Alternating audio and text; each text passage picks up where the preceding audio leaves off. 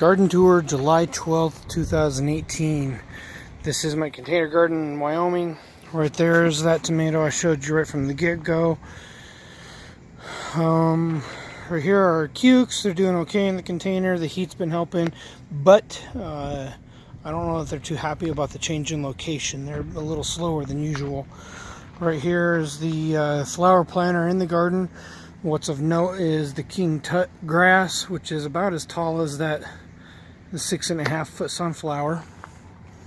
Right here are big beef tomatoes. As you can see, we got plenty of tomatoes just waiting for them to ripen up. Right here is my Dill's Atlantic Giant pumpkin.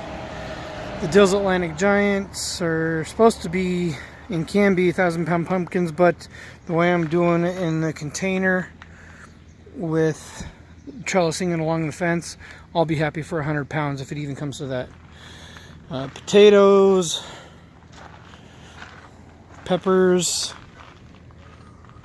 those are the Anaheim's habaneros. There's the pansy basket reseeded itself, and then a long line of tomatoes. Tomatoes.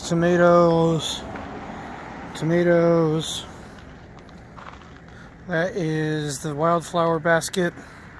Tomato. This guy here was a tomato, had blight, and now what's growing in there is a tomatillo that reseeded itself from 2 years ago. Right here is my Big Max pumpkins. Not as much growth as the Dill's Atlantic Giant. Right here are more tomatoes. Right here are my Big Jims, and then the sweet heat peppers.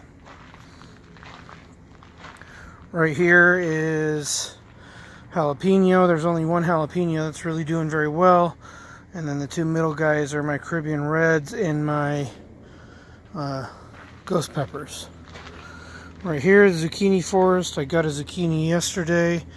Got a zucchini growing right there. That's the Romanesco type. Romanesco versus Black Beauty, I found they run. So just like a pumpkin or any other squash of that variety, I'm having to trellis it upwards in order to save space and my already limited space in the garden.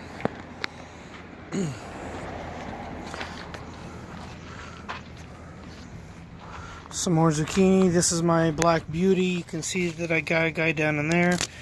Something that's interesting right here is, you can pollinate the squash yourself.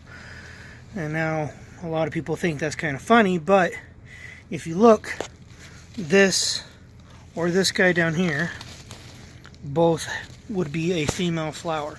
This guy here, without the fruit at the bottom, is a male flower, and all I do is pluck this guy, peel the petals, and then I use the stamen from this guy to go around and pollinate all my zucchini. And I come out and I check every morning. Another wildflower.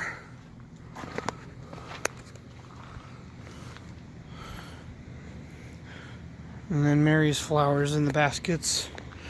And of course, Kitty.